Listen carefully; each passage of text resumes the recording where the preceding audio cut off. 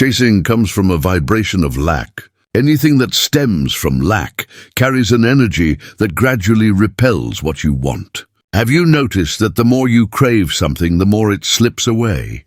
The more you wait for a message, the less it shows up. The more you hope others will recognize or understand you, the more unseen you feel. This does not happen because you are unworthy, nor is it a matter of cruel destiny. It happens because the energy you send out, quiet yet powerful, communicates, I am lacking. I need this. I am incomplete without it. Even if you smile, remain calm, or try to act fine, your energy speaks more truth than your words, shaping the response you receive from reality. You don't attract with thoughts alone, you attract through frequency. And when your energy is chasing or clinging, you unknowingly push away the very thing you want. This is not simply about desire, it is about vibration. Only when you release the need to seek, control, or insist on what's missing, do you return to your center. In that place, you no longer chase to attract, you naturally radiate. Not all vibrations can be heard, yet they can transform the entire atmosphere of a room. Someone may walk in without speaking or doing anything notable and still capture everyone's attention. In contrast, others, despite their best efforts, make people feel uneasy or drained. This cannot be explained by words alone. It is the energy field, and energy never deceives. Jung did not describe it as vibrating energy in today's spiritual sense, but he understood that consciousness, both conscious and unconscious, forms a living magnetic field. When you radiate energy rooted in craving, control, or anxiety, you send out a signal that says, I lack, I fear, I am not enough. Others and the universe respond not to your words, but to the essence you project.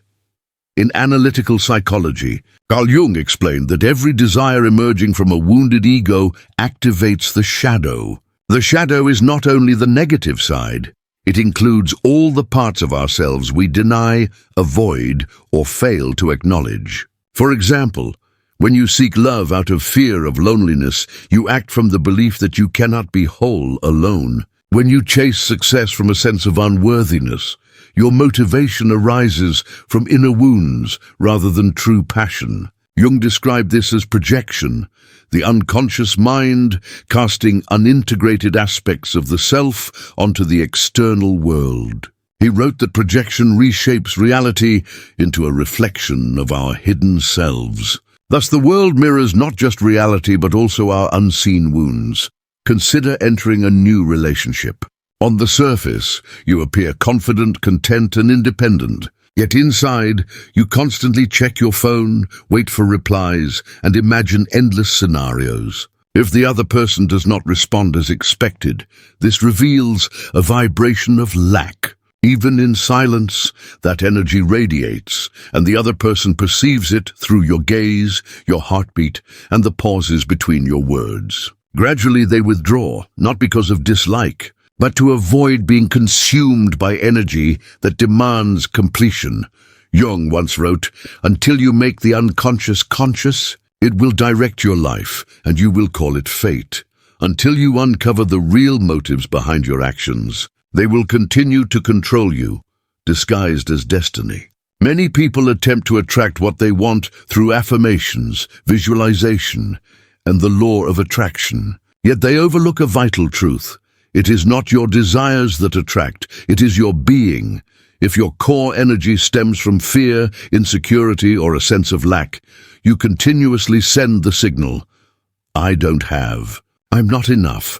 By the law of frequency, you will attract experiences that confirm this, missed chances, indifferent people, and relationships reflecting your doubts. Jung drew a clear line between ego and soul.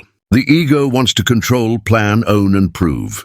The soul, however, simply exists. When you act from the ego, you feel pressure to pursue, to be chosen, to hold on, to prevent loss. But when you live from the soul, you no longer chase because you realize, I am myself. What is meant to remain will remain in the unexplored depths of the self. Jung said the soul requires your truth, not your conformity. The soul does not demand that you please others. It calls for the courage to live authentically. Vibrations of lack are rooted in fear, abandonment, unhealed wounds, and the inner child still waiting to hear, "You are worthy. You are enough." But no one can provide this from outside if you have not already affirmed it within. As Jung said, "Who looks outside dreams. Who looks inside awakens." You no longer need to search outside yourself. What you seek is not ahead, but within the frequency you radiate at every moment. If you shift that energy from neediness to presence, from expectation to stability, from fear to trust, you will no longer need to chase. What you desire will come naturally, not because you forced it, but because you became aligned with it. This is the essential truth Jung wanted us to grasp. You don't attract life by what you wish for. You attract it by who you are. If your inner energy keeps sending signals of lack, waiting, or fear of abandonment, your external reality will always mirror that vibration. To see how this unfolds beyond theory, consider the story of Carla, an authentic example of what Jung described as the psychic wound that speaks louder than words. Carla is a bright, independent woman with strong self-awareness. At 34, she faced a painful breakup with the man she believed was her entire world. Instead of avoiding her pain, she confronted it. She embarked on a thoughtful healing journey, reading, meditating, journaling, attending therapy, practicing self-care, and working to rebuild her self-esteem. From the outside, she seemed like a woman who had fully overcome her past. Yet something remained unresolved. Each time she entered a new relationship, no matter how gentle or promising, the same pattern repeated. Her partner would slowly withdraw, the bond would weaken, and eventually collapse without explanation. The truth revealed itself not through logic, but during a moment of deep awakening in an intensive therapy session. Her therapist looked into her eyes and said, "Your energy is not waiting for love, it is begging for confirmation." That statement struck the very core that all her healing had overlooked. Carla hadn't truly released her past. She was still proving to herself that she was worthy of love. On the surface, she had changed, but internally, her energy clung not to a specific person, but to a pattern, the belief that someone else had to heal her and validate her worth. Carla wasn't living in the present with new partners. She lived in the unconscious expectation that this time someone would act differently, finally proving she hadn't failed in love. She wasn't truly loving. She was waiting to be rescued. Jung once said, "We do not become enlightened by imagining figures of light, but by making the darkness conscious." Carla's darkness wasn't her ex or her painful past.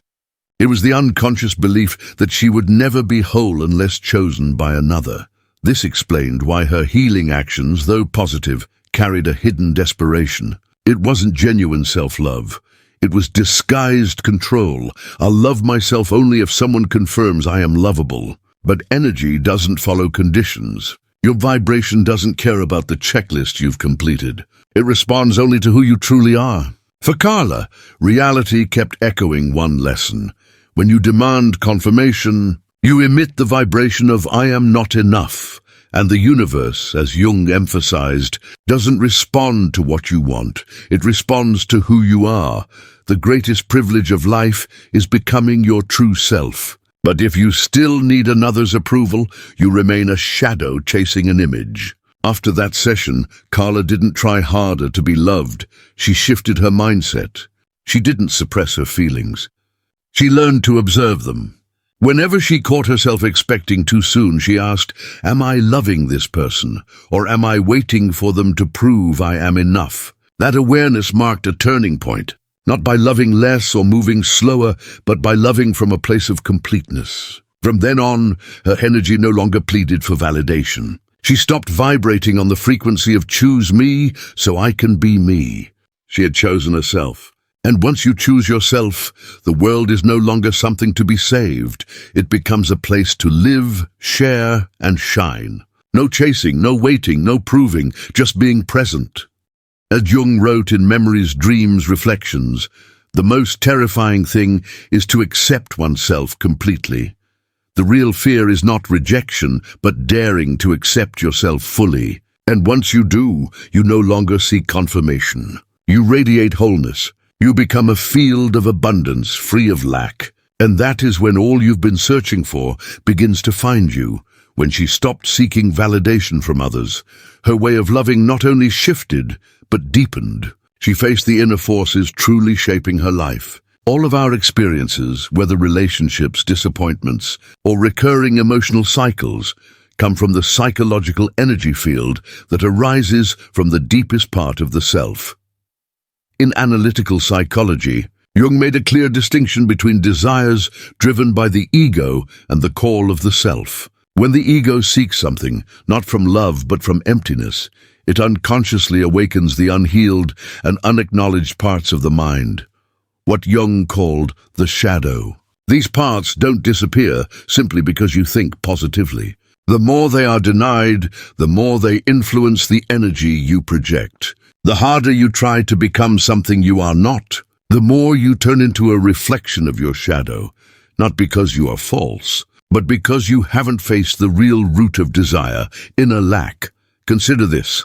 Have you ever walked into a room and sensed something was off about someone even as they smiled? Or heard a person claim they had moved on, yet still felt their hidden sadness? This is energy, not something mystical, but a living vibration emerging from psychological processes.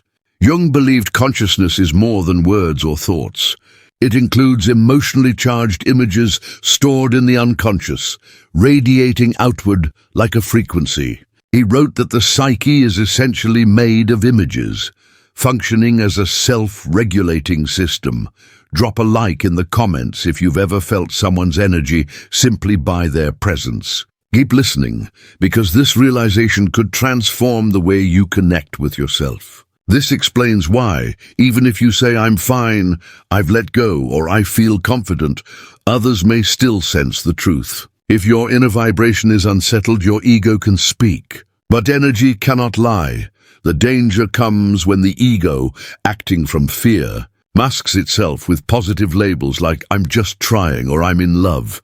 In that moment, the shadow gains power. Jung warned that accepting the shadow side of our nature is not only a psychological issue, but a moral one. It is the foundation of individuation, the process of becoming whole. Only by facing the vibrations born of fear, control, or insecurity can you begin this journey back to your authentic self, where nothing needs to be hidden. For Jung, individuation was not about becoming a better version of yourself, but about returning to the center of who you are, where all the fragmented parts of your being are acknowledged and unified. When you operate from lack, you act through the unhealed ego. But when you live from the self, you no longer chase, control, or persuade. Instead, you exist in inner fullness. You no longer send out signals of complete me.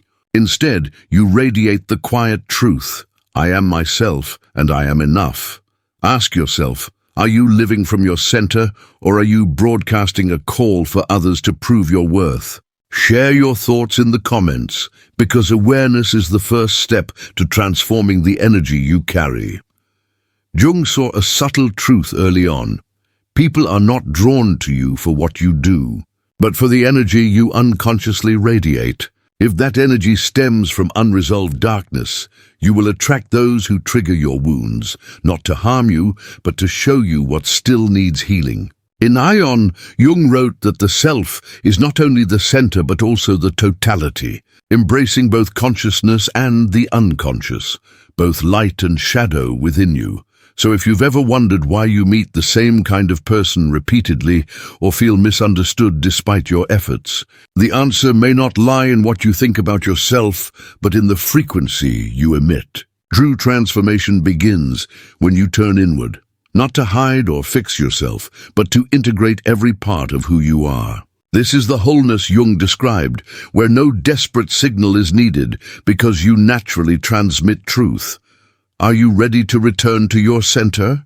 If yes, comment just one word: present. Because being fully present makes your energy magnetic. Without seeking, you attract everything aligned with your true self. After realizing how energy from an unhealed ego can unconsciously draw repeating patterns, we uncover a deeper truth. Awareness alone is not freedom. The mind may insist, "I've let go," but if the inner energy still clings, you remain tuned to the same frequency. The world will keep reflecting that energy. No matter how many books you read, videos you watch, or affirmations you make about being healed. Natalia's story illustrates this clearly. Now 40, she's a strong and thoughtful woman who survived a toxic relationship that nearly broke her spirit. After the breakup, she focused on rebuilding her life. She explored self-love, went to therapy, practiced meditation, kept a journal, and even launched a blog to share her progress. To those around her, Natalia seemed like a woman who had conquered her past, and she believed it too. She felt peaceful and ready for a new connection until someone new entered her life. At first, Natalia remained centered, but only a few days into their conversations, she caught herself checking her phone too often, analyzing each message and second-guessing his intentions. When he went silent for even a short while, waves of anxiety rose. She didn't act impulsively, but her thoughts spiraled. What if he doesn't reply? Did I do something wrong? Will this end like before? During one pivotal therapy session, her therapist gently observed, "Your mind has let go, but your energy is still holding on." Natalia was stunned. She hadn't realized she might be fooling herself. In truth, her efforts, meditation, journaling, sharing, were still driven by a desire to avoid repeating the past. Deep down, her energy kept sending out the same message. "I need something external to make me feel safe, to protect me from pain." Carl Jung once wrote in the Red Book, "There is no coming to consciousness without pain. No awakening occurs without passing through pain." Natalia wasn't wrong in believing she had let go. She simply hadn't reached the core truth. Her deepest fear still quietly shaped her energy. Unprocessed energy functions like a script that plays out in different forms. You might change partners, settings, or behaviors, yet the same themes repeat: abandonment, rejection, inadequacy. Jung called this the compulsion to repeat, the unconscious drive to relive unresolved experiences. In Psychology and Alchemy, Jung explained the patient can only get well when he begins to see the contents of the unconscious and assimilate them into the total personality. Healing happens only when we confront unconscious material and integrate it into our being. The reality is, your vibration speaks before your words. People don't withdraw because you lack something specific, but because they sense an underlying demand, an energy that feels heavy, even if you're unaware of it. Natalia never asked directly, yet her energy signaled, "Give me certainty. Guarantee I won't be hurt again." When this energy is present, love cannot flow freely. It becomes distorted, carrying a burden no one else can resolve for you. If you often wonder, why do I attract the same kind of person? Perhaps it's time to stop questioning others and start listening inward. Ask yourself, what energy am I giving off that I refuse to acknowledge? Real connection cannot grow from fear-based energy. The more you seek safety outside yourself, the further you drift from your center. And as Jung noted, the world doesn't respond to what you want. It responds to what you are. Until your frequency changes, you'll keep playing the same story with different characters. The good news is, awareness itself begins the shift. The moment you see the pattern, as Natalia did, your vibration starts to change. And that recognition alone, without anyone else's validation, is enough to begin rewriting your story, the difference between control and surrender. Picture a moment when you glance at your phone, sigh and decide you won't text again.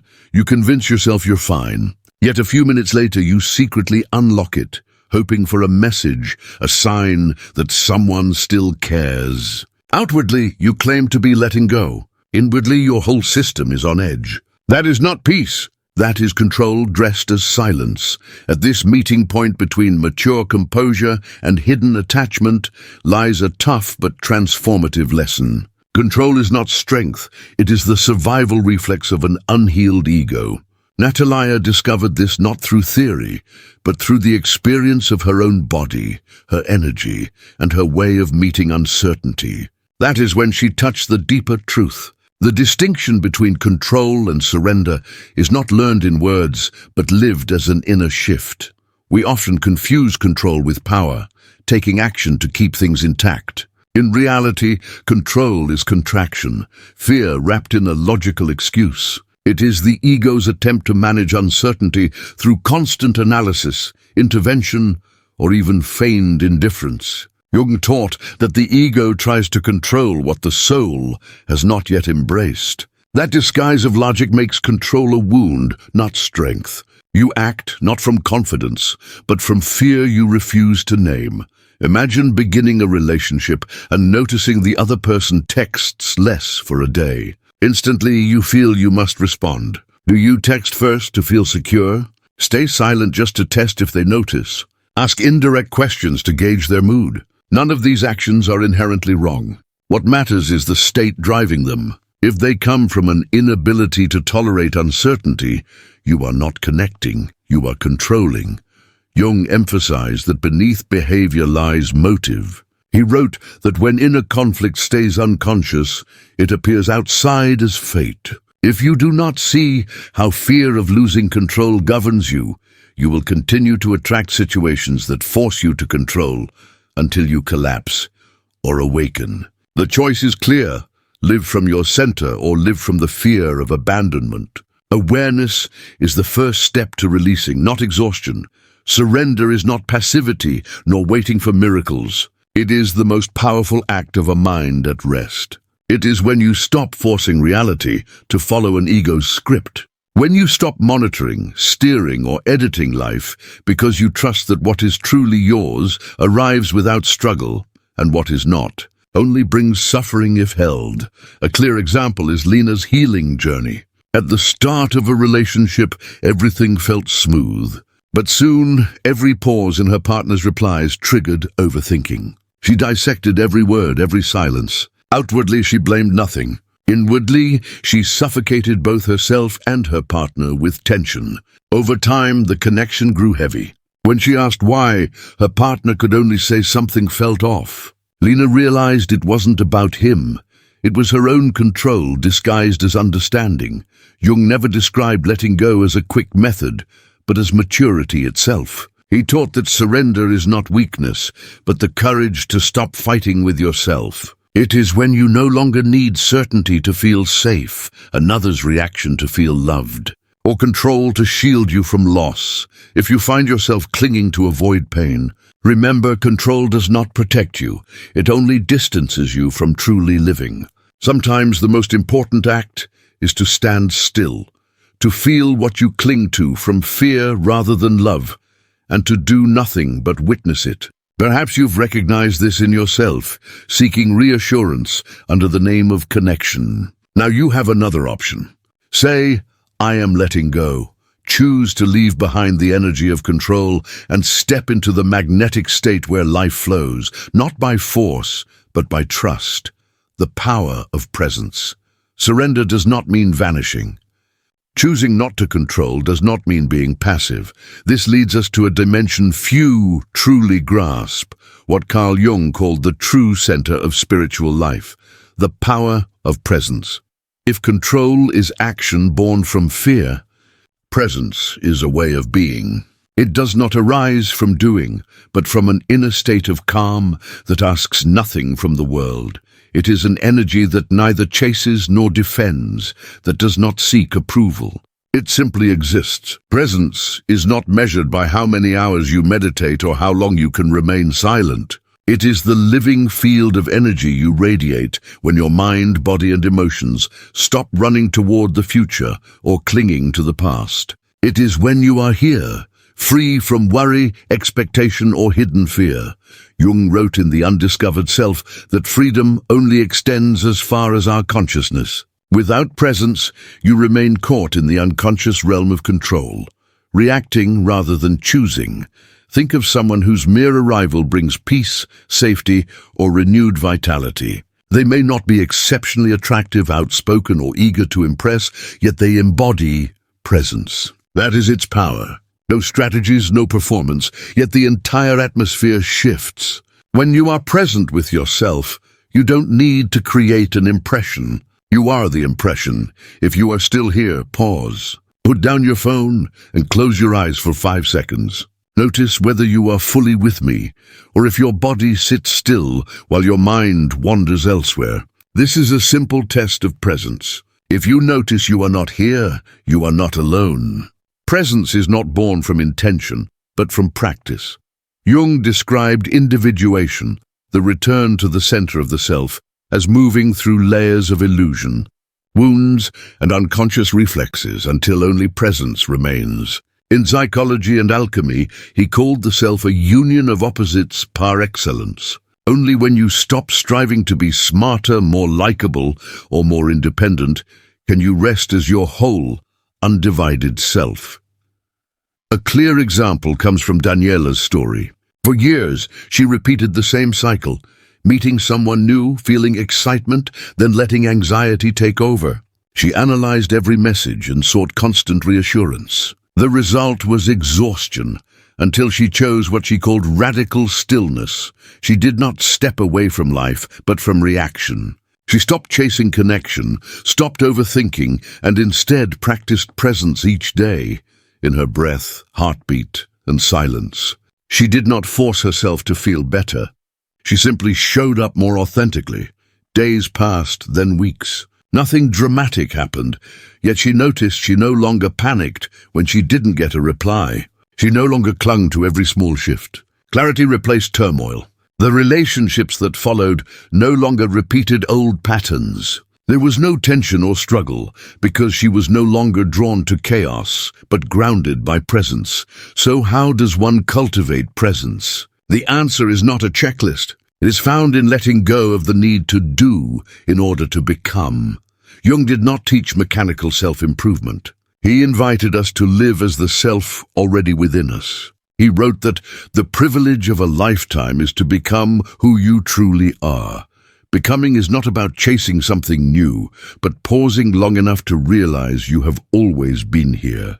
Just be present. If this speaks to you, leave a single word in the comments. Present. Not as a habit of YouTube, but as a reminder that you once lost yourself and are now returning. No more chasing, no more controlling, just presence. From here, life begins to shift, not because of what you do, but because you finally allow yourself to simply be. Presence, though powerful, is not something that simply arrives like a gift. It emerges from inner discipline, a willingness to stop reacting, to observe instead of control, and to face yourself in the silence you once tried to avoid. Presence cannot thrive in a mind ruled by anxiety. This is where the Jungian practice of vibrational detachment becomes essential. It is not about becoming cold, but about returning to your whole self, free from the constant search for external approval. Vibrational detachment does not mean indifference or a lack of desire. Instead, it is a deep commitment not to abandon yourself just to maintain an unhealthy connection.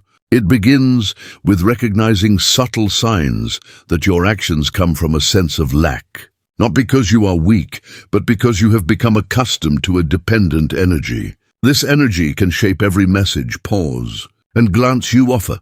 Perhaps you have felt uneasy with silence in relationships, every minute without a reply, sending your thoughts into chaos. Imagination running wild and your hand itching to act, to send a text, ask a question, or check their status. But this is not your true nature. It is the vibration of lack hijacking your system. Jung noted in The Psychology of the Transference that when a complex is triggered, it temporarily controls us, like an autonomous personality. In such moments, it is not reason guiding us, but an unhealed wound dictating our actions.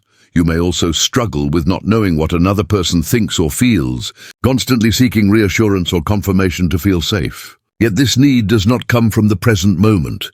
It rises from long-standing hidden anxiety. If you find yourself easily triggered, impatient, or always requiring explanations to steady your emotions, then your communication may be coming less from love and more from the energy of lack. The world feels it as a silent cry for help, even if you say nothing at all. The way out of this cycle is not through more action, but by learning to pause when the impulse arises. When you want to send that unnecessary message or feel compelled to hold the connection, stop. In the Red Book, Jung described how there is a part of us we do not yet know, who speaks in dreams and sees us differently than we see ourselves. By pausing, you begin to hear that deeper voice, one that requires no control or reaction, only presence. Start with something small. When restlessness hits, do nothing for 3 minutes. Just breathe. Do not touch your phone or seek distractions. Then ask yourself, are you acting from presence or from fear? This is the essence of vibrational detachment, acting not from anxiety, but from a centered state. Make time for daily silence, even just 10 minutes without screens or company. Sit with your breath and whisper, I do not chase. I do not cling. I am present. You may not believe it right away, but repeating it allows the new vibration to gradually settle into your body. And if the old question returns, how can I be loved? Invert it, which part of me still doubts I am worthy? As Jung reminds us, until the unconscious is made conscious, it will guide your life and you will mistake it for fate. Vibrational detachment is not about striving to do better. It is about daring to live more mindfully, noticing what is happening, and choosing not to repeat old patterns. When you stop chasing, stop demanding, and stop striving to be seen, a shift occurs. You become what you once sought. You no longer broadcast lack, manipulate through fear, or depend on others to confirm your worth. You attract not through strategy, sweet words, or perfection, but through the genuine frequency of who you are.